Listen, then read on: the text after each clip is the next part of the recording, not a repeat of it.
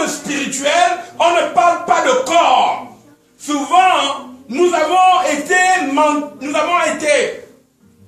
dans une certaine manière amenés à voir Satan avec les cordes et tout ça. C'est vrai, c'est une image. C'est ce que j'appelle, c'est un hologramme. C'est une projection. Mais Satan n'est pas une image. Dieu n'est pas une image. Dieu est une intelligence. Et ce sont les intelligences. Et j'ai l'honneur de présider ce matin à la pensée la plus grande. Et je pense que ce thème est l'un des thèmes les mieux abordés, qui ne sont pas abordés par les théologiens. Aucun théologien n'a le courage d'aborder ce que j'aborde ce matin. Et peu de gens écrivent sur la honte d'Adam et Ève. Et je vais vous amener à comprendre, dans le sens littéral et dans l'origine de la phonétique du mot honte. Et là, dans les langues sanskrites, les langues, ce que j'appelle primordiales, on l'appelle la honte Isoni. Isoni. Et en grec ancien, on parle de kurios. Kurios. Et dans certaines langues, dites les langues moins élaborées, on l'appelle kairos. C'est-à-dire que lorsque la personne va parler, elle va créer le chaos par tout ce qu'elle va donner. C'est pourquoi vous avez des chaînes qu'on appelle kairos, kairos, curio. C'est là où vient le mot curieux, honte. Honte vient du mot curieux. Or, curieux veut dire intelligent, mais intelligent dépravé.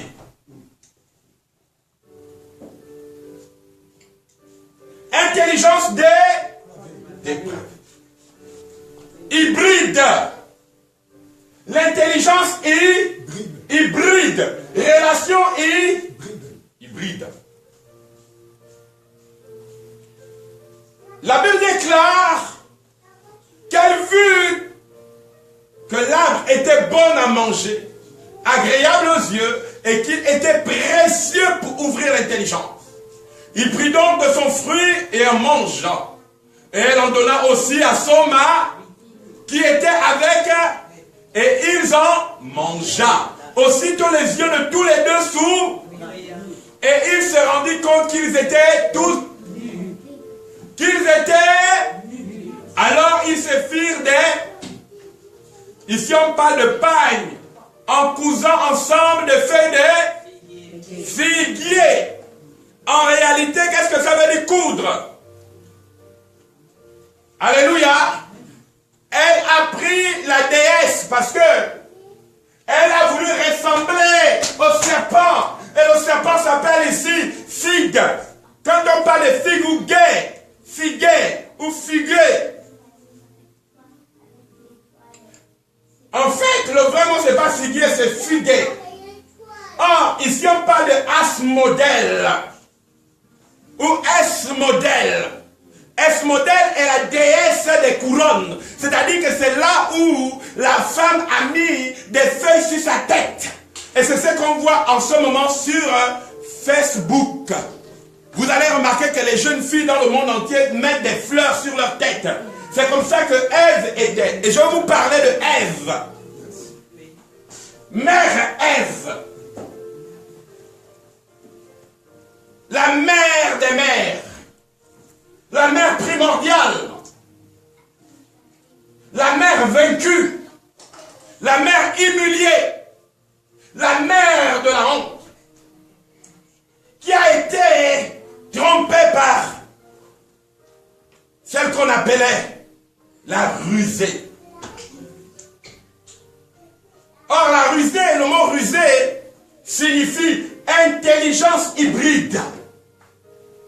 Parce que la Bible déclare, dans le livre de Genèse au chapitre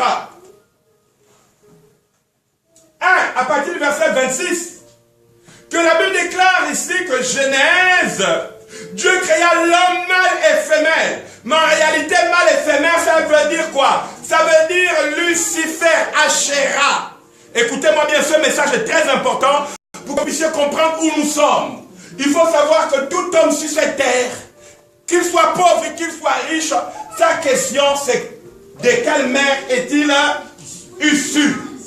Et le combat entre les hommes n'est pas un combat de chair, n'est ni un combat de peau, c'est un combat d'intelligence. Et il y a un passage où l'apôtre Paul nous apprend, dans le livre de 1 Corinthiens, je pense au chapitre 3, verset 6, chapitre 6, verset 3, qui dit que notre corps est le temple du Saint-Esprit. Mais en réalité, qu'est-ce que ça veut dire un temple? Un temple, c'est là où se pratique la sexualité.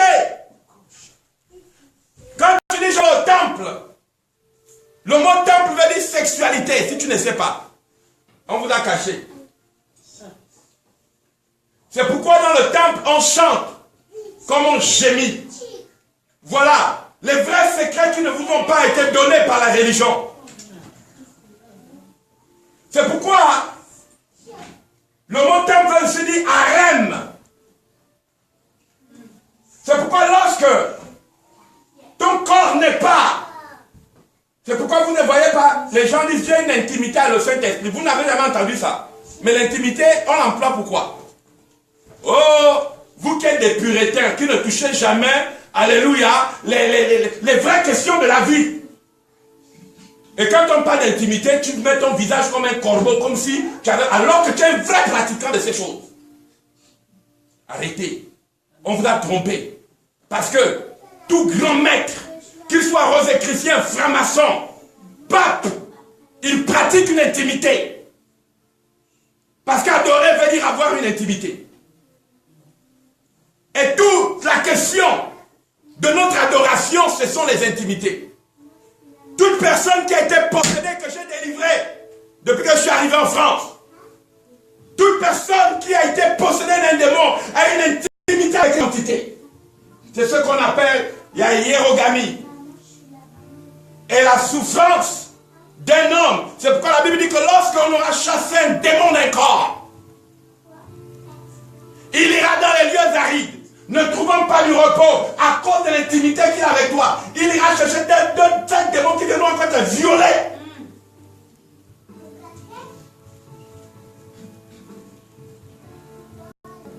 Parce que ce que Satan a fait, je ne prêche pas l'évangile pour être aimé des hommes. Je prêche l'évangile pour connaître la vérité. Car d'abord, je ne prêche même pas. Parce que le mot évangile, encore si je définis, c'est grave. Je ne vais pas aller là-bas. Je prêche la vérité pour comprendre comment un homme retrouve son intimité avec Dieu.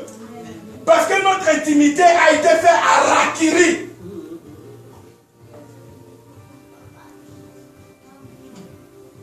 Le serpent est venu frapper par son androgynisme. Ève et Adam, il les a pris à deux. Il les a marqués de son fruit. Et d'ailleurs, c'est pour cette raison que je veux vous dire que le culte le plus millénaire de l'histoire de l'humanité, c'est le vaudou. Et le vaudou n'a rien à voir avec le Bénin. Le vaudou n'a rien même à voir avec l'Égypte antique. Le vaudou, c'est la science des sciences de l'androgynisme. Et les pays européens où nous sommes, c'est là où est pratiqué le vaudou dans la science la plus élaborée. Et nous allons arriver. Tu vas aller loin. Comprends déjà qu'est-ce que c'est ton prénom et ton nom. D'abord, tu n'existes pas en tant qu'être humain. Aucun homme n'existe en tant qu'être humain. Tout autre humain qui vit d'abord en tant que personne juridique. Pourquoi? Parce que l'être humain est censé être violé.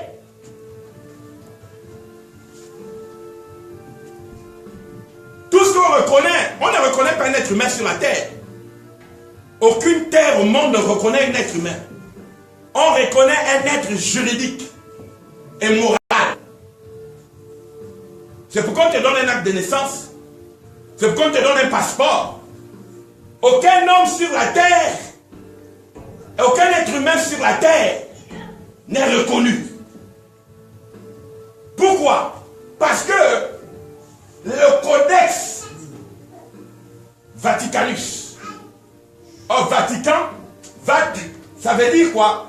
Prophète. Et anus. C'est comme Babylone, je ne définis pas, je m'arrête là. Comprenez ce que je veux dire? Ève a été trahie, la honte de l'humanité.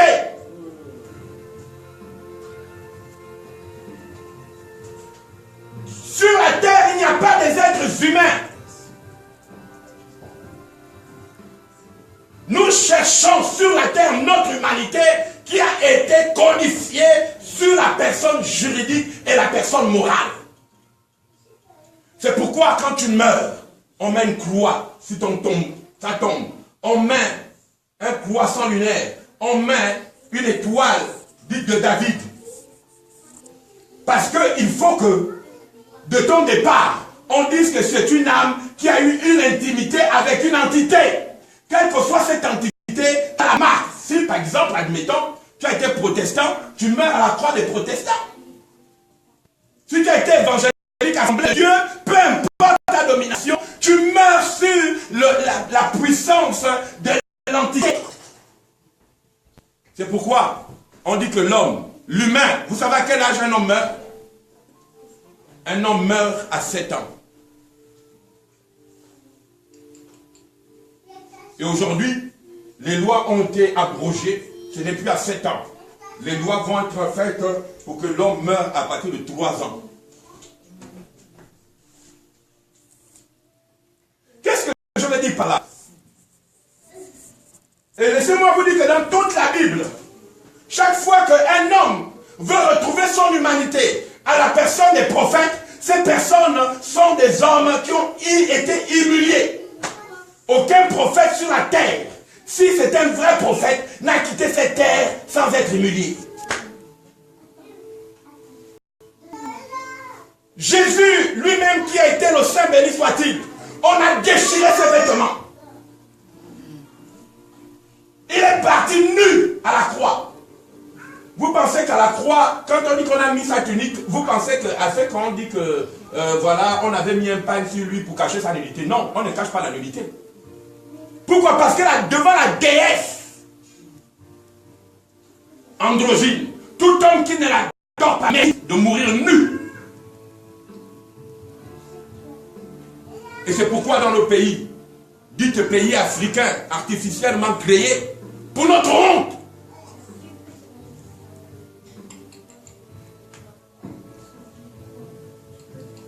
c'est pourquoi faites attention lorsque vous suivez des mouvements. Allez-y, regardez qui est le philanthrope de ce mouvement-là. Et vous allez comprendre que les gens ne se battent pas pour vous. Ils se battent pour essayer de garder un certain intérêt. Regarde-moi, regarde-moi. Toi qui me regardes Internet, il n'y a pas d'être humain sur la terre. Il y a des propriétés juridiques. Il y a des personnes morales. Et c'est pour cette raison que tu ne peux pas t'improviser. C'est pourquoi quand tu commences à prêcher, on dit tu es une secte. Mais le mot secte n'est pas péjoratif. Secte signifie quoi? Signifie courant, alléluia, nouveau courant. Or, secta, c'est la déesse qui annonce, parce qu'il y avait 7 sœurs. Et parmi les 7 sibylles, il y a une sœur qu'on appelle secta, il y a une sœur qu'on appelle évangélique ou évangéline, il y a une autre sœur, je vais taire les noms. Et donc derrière un mouvement, quand tu commences à parler, on dit tu es une secte. Pourquoi? Parce que tu n'as pas été reconnu officiellement. Mais ça ne veut pas dire que parce que tu commences, par exemple des textes, la République était une secte à l'époque de la royauté. C'était une secte qui commençait. Alléluia, une religion est une secte officielle. Assemblée de Dieu est une secte officielle. Les protestants, secte officielle. Catholique aussi, à l'époque, était une secte. Mais elle est devenue officielle. À l'époque de Byzance, les Romains n'existaient pas. c'était les Araméens qui avaient le pouvoir. Les Byzantins. Et tous les premiers Juifs étaient des Araméens. Jésus n'a jamais parlé l'hébreu d'actuel. Il parlait araméen. Bref, je ne rentre pas dans cette course. Comprenez ce que je veux dire. À cause de la honte, aussi de leurs yeux, tous les deux s'ouvrirent et ils se rendirent compte qu'ils étaient tous nus. Alors ils s'éteignent des pagnes, cousant ensemble des feuilles de figuier. Et au moment de la brise du soir, ils entendirent l'Éternel Dieu parcourant le jardin. Dis le jardin. Le jardin. Vous savez, je vais vous parler d'une chose. Il y a deux déesses qui se sont battues. La première déesse, c'est Lucifer. On l'appelle chez les Acadiens Asherah, Ishtar. Chez les Indiens, on l'appelle Vashishka. Et c'est ce que Hitler a pris pour appeler NASA, nazi. Chez les Romains, on l'appelle Lucifero. Chez les Ibo, les Yoruba, on l'appelle Nikiza. La déesse des déesses. Au Gabon, qui est un pays sanskrit primordial, on l'appelle Ndjembe.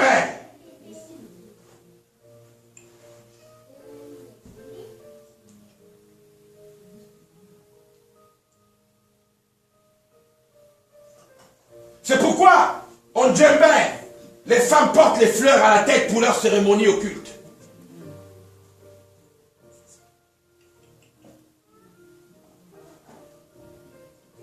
Maintenant, je vais vous dire une chose. Les pays africains, les pays dits africains, parce que l'Afrique n'est que une résonance d'une déesse qu'on appelle Ifriqiya ou Afria. Mais ce n'est pas ça le plus important. Je veux parler ici de la honte. Yes. Nous sommes nés pour avoir honte sur cette terre. Nous quittons cette terre avec la honte. La honte d'être exploité, la honte d'être des esclaves. Peuple d'esclaves, danseurs invétérés, bambouleurs. Sexualité vaine et esclavagiste. Tu fais des enfants esclaves, toi-même tu meurs esclave, endetté. Ça vous fait honte? Moi je n'ai plus honte de ça. Je bénis Dieu parce qu'il est venu sur la terre. J'ai eu quelque chose, c'est que j'ai appris la vérité. Oh, amen. Et je vais vous dire pourquoi la vérité est très importante. La vérité permet de nous affranchir. Amen. Pourquoi? Parce que même Dieu ne lutte pas contre Lucifer. Même Dieu ne peut pas lutter contre Asherah. C'est la mère des mères. C'est elle qu'on appelle aussi Mala. Mala. Et puis on l'appelle Adit. Maladite. Maladie. Maladie. C'est elle la mère qui transforme les gènes. Si elle veut être frappe de maladie, c'est une généticienne invétérée. C'est la mère des sciences. On l'appelle aussi Minouroué. Au moment de la brise du soir, l'Éternel vient et se cacha de l'Éternel Dieu parmi les arbres du jardin. Mais l'Éternel Dieu appela l'homme. Je vous ai dit qu'il n'y a plus l'homme. Parce qu'après la chute, il n'y a plus d'homme. Il lui dit, où es-tu? Celui-ci répondit, j'ai entendu. Je t'ai entendu dans le jardin et j'ai eu peur. Dis peur. Peur. Dis peur. Peur. Or, le mot peur, c'est quoi? C'est Kali. Et pour les peuples sanskrit des origines du Gabon, il y a des peuples Kali. Les Kali, ça veut dire la mer, on l'appelle aussi Mara. ou marmeret, marais, marée, salé, mer, peur. J'ai eu peur, ça veut dire qu'il était désormais le fils de la mer. Il était privé d'être le fils de Dieu, il est devenu le fils des lois maritimes. Il est devenu le fils de l'encre. L'Éternel Dieu dit à la femme, et Adam répondit, regardez ce qui s'est passé, il dit, qui t'a appris que tu es nu? Aurais-tu mangé le fruit de l'arbre dont je t'avais interdit, défendu de manger? Vous savez, la première chose que Dieu fait, quand vous avez un Dieu, Dieu commence toujours avec la loi. Le diable, lui, commence toujours avec la séduction. Au départ, quand vous servez le diable vous dit, tout est permis. Mais à la fin, vous verrez qu'il vous a menti. Le diable vous dit toujours, comment on va faire? Voilà, elle dit qu'il te fait d'abord manger, après tu passes à la caisse. C'est comme dans un restaurant où tu n'as pas de prix.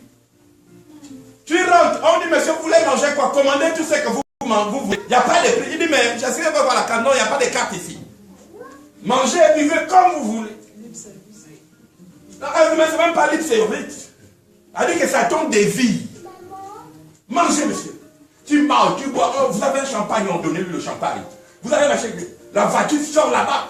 50 000 euros. Mais monsieur, je n'ai pas. Bon, c'est la prison. Et là, tu comprendras que il vaut mieux commencer d'abord à comprendre une loi que de commencer à marcher en se disant tout m'est permis. Sur la terre, aucune institution ne vit sans loi. Il y a la loi de l'intimité. La loi du jardin. Et vous savez où se trouvait le jardin? Le jardin, béni soit le Dieu des esprits des prophètes, était au milieu des 4 fleuves. Et 4 fleuves est très important pour comprendre parce que ce sont les fleuves de la Bible. On les appelle les sirènes. Sirène veut dire le lieu des fleuves. Le premier fleuve s'appelait Pichon. Le deuxième, Guillaume. Écoutez bien. Ion, On, Gabon, Japon, Guillaume, Pichon. Troisième, Idekel. Autrement dit, alléluia, Ikel,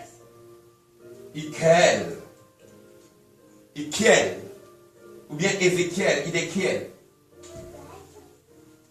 Et le dernier, Ephrat.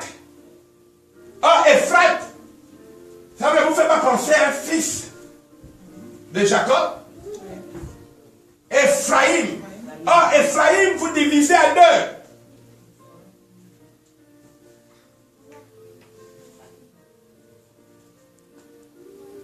Il y a Aïm, Ayam, et Frata, celui qui ouvre. Je vais m'arrêter là ce matin. Avant de m'arrêter, je voudrais dire que tu es un peuple de honte. Mais pourquoi nous sommes les peuples de honte? Parce que ce n'est pas nous qui avons établi les choses on les a trouvées avant. Tu es né pour finir, retraiter et mourir. Pourquoi? Parce que tu as perdu ton intimité avec Dieu. Tu n'es qu'un sujet juridique et moral. C'est pourquoi tout ce que tu fais, on te fait signer les baux, on te fait signer des contrats. Tu es net contractuel. Tu travailles 10 ans. Contrat, on dit à durée indéterminée, mais ce n'est pas indéterminé parce qu'à l'autre fois, on te fout.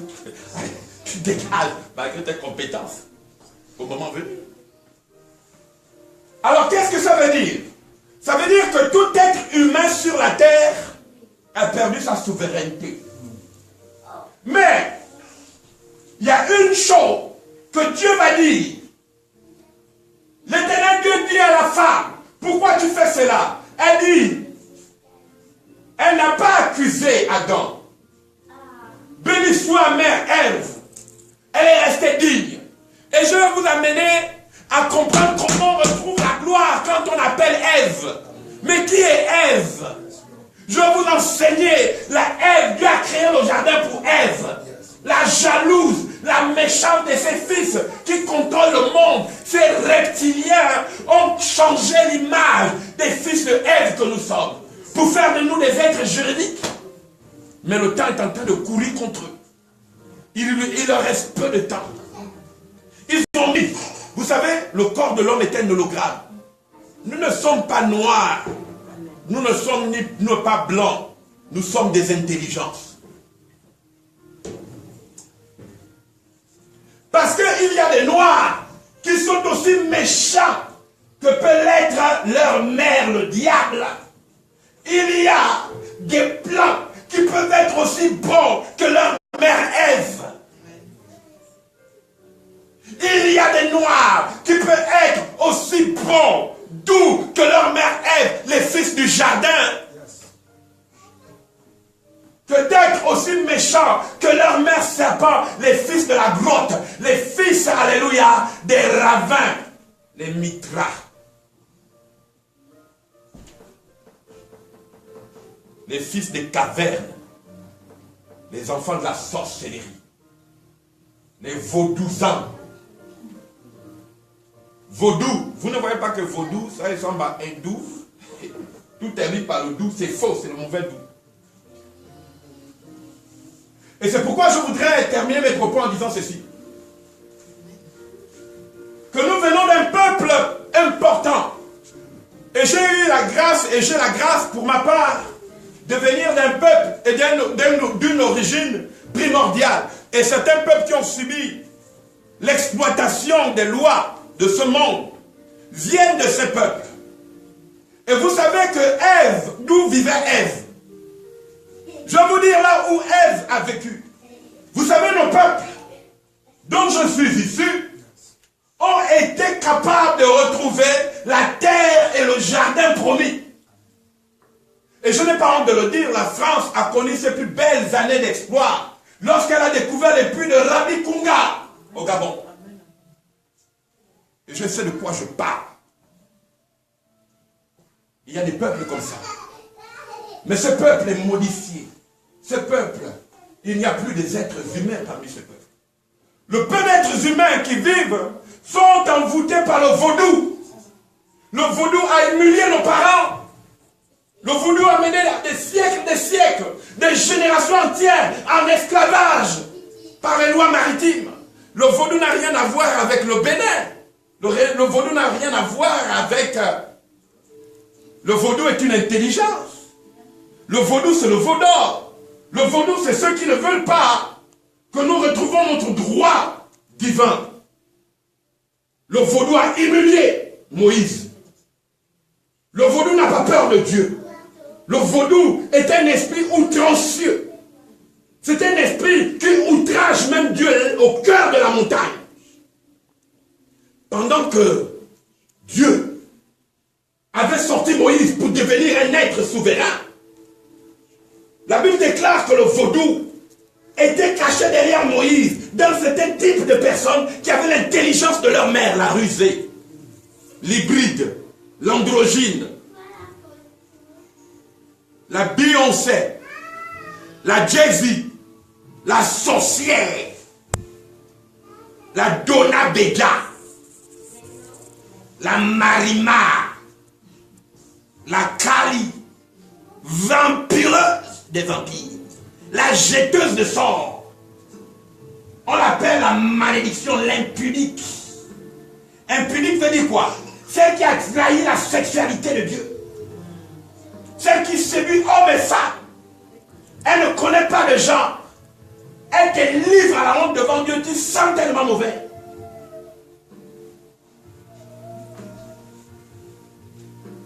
On l'appelle aussi la pointe noire ou la pointe déni. Pointe déni, ça veut dire tout simplement pointe dénisor.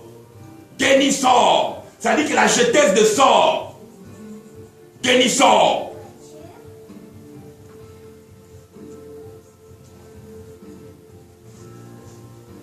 la méchante, la djembé, la vaudou, la sorcière. Sorcière. Elle avait ses enfants, la Kama, la sorcière Kama. Kama vient de Kama, Kama c'est Kamal. On l'appelle aussi la Kalikak.